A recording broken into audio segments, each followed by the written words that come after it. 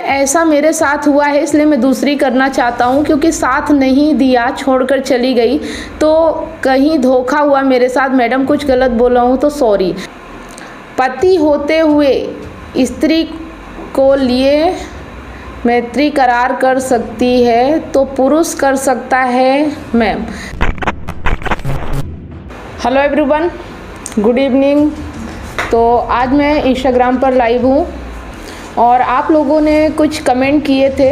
जो वीडियो मैंने पोस्ट किया था उस वीडियो पे आपने कमेंट किए थे, तो चलिए उस कमेंट का जवाब देते हैं। और जो लोग मुझसे जुड़े हुए हैं आपको भी सवाल सुनाई देगा, तो आप भी अपनी तरफ से उसका जवाब दे सकते हैं, क्योंकि कुछ चीज़ें हैं जो मैं यहाँ पे समझ नहीं पा रही हूँ। अगर आपको समझ में आए तो मुझे ज़रूर बताइएगा।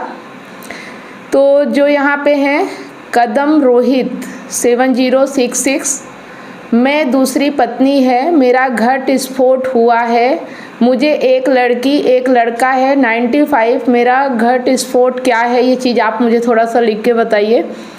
मैंने दूसरी शादी नहीं की है, दोबारा शादी नहीं की है। अभी मेरे पति 2024 में गुजर गए। अभी उसकी पहली पत्नी को पेंशन मिलती है, क्या मुझे भी मिले पेंशन?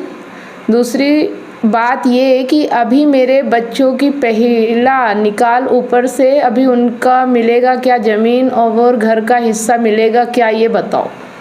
देखिए यहाँ पे मैंने जो कमेंट पढ़ा है उसे आप लोग समझ सकते हैं। जो मुझे समझ में आ रहा है कि इनका कहना है कि मेरी दूसरी शादी, घट स्फोट का मतलब मुझे नहीं समझ में आ रहा, लेकिन दूसरी शादी समझ में आ रही है कि इन्होंने पहली पत्नी के रहते हुए दूसरी शादी की है और इनके पति गुजर चुके हैं और इनकी पति की जो पहली पत्नी है उनको पेंशन मिल रही है। तो ये जानना चाहती हैं कि मैं दूसरी पत्नी हूँ तो क्या मुझे पेंशन मिलेगी? तो एक चीज़ यहाँ पे आपको समझना होगा, ये कानूनी और पारिवारिक दोनों तरह से सवाल है।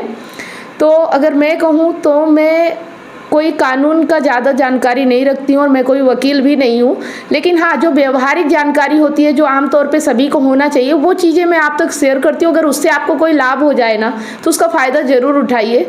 तो जहाँ तक है कि आप दूसरी पत्नी हैं, ठीक है, तो आप कोर्ट पे जाके अपील कर सकती हैं। और अगर आपके पति के प्रॉपर्टी है तो उसमें बच्चों को कानूनन हक मिलता है, भले वो दूसरी पत्नी के ही क्यों ना हो। तो ये चीज़ तो श्योर है।